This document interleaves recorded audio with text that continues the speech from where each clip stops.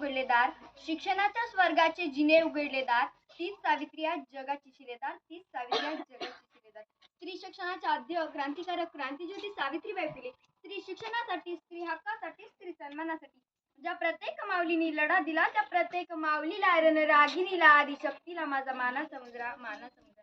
अहो झोपीचं सोंग घेतलेल्यांना उठवावं कसं, अहो झोपीचं सोंग घेतलेल्यांना उठवावं कसं, बहिरेपणाचं डोंग घेतलेल्यांना सुलवावं कसं, आपल्या समाजातल्या स्त्रीला शिक्षणाच्या प्रभावात आणावं कसं, आणि शिक्षण हेच आपले जीवन आहे आपल्या समाजातल्या लोकांना समजून सांगावं कसं, पटवून द्यावं कसं, समजून सांगावं कसं.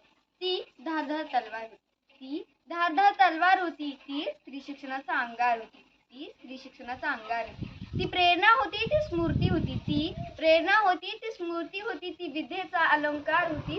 ती अशी स्त्री होती की समाजाच्या भीतीने कधी डगमगली नव्हती, ती अशी स्त्री होती की समाजाच्या भीतीने कधी डगमगली नव्हती. ती लढत होती, ती जगत होती, ती लढत होती, ती जगत होती, ती जगण्यासोबतच जगवत होती. लाखो हजारो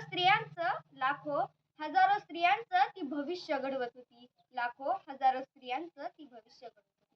ती आशा होती, ती भाषा होती, ती आशा होती, ती भाषा होती, ती नवपर्वाची दिशा होती, ती स्त्रीचा सन्मान होती. होय ती सावित्रीच होती, होय ती सावित्रीच होती. अशा या क्रांतिज्योती सावित्रीबाई फुले यांचा जन्म 3 जानेवारी 1831 रोजी सातारा जिल्ह्यातील नायगाव या गावी. त्यांच्या आईचे नाव लक्ष्मीबाई व त्यांच्या वडिलांचे नाव खंडोजी नवसे पाटील. त्यांचा विवाह वयाच्या 9व्या वर्षी क्रांतीसूर्य महात्मा ज्योतिराव फुले यांच्याशी झाला. त्यावेळी त्या निरक्षर होत्या, परंतु त्यांना शिक्षणाची उत्तुंग अशी आवड होती. परंतु स्त्रियांनी शिकणे हे महापाप मानले जायचे, स्त्रियांनी शिकणे हे महापाप मानले जायचे. पण जिद्दी सावित्रीबाईंनी हे सगळे न जुमानता शिक्षण घेतले ते आपल्या पतीकडून. सावित्री तू सोसलेस दगड आणि धोंडे, सावित्री तू सोसलेस दगड आणि धोंडे, तू रवलेस स्त्री शिक्षणाचे झेंडे, तू रवलेस स्त्री शिक्षणाचे झेंडे. पुढे महात्मा फुले व सावित्रीबाई फुले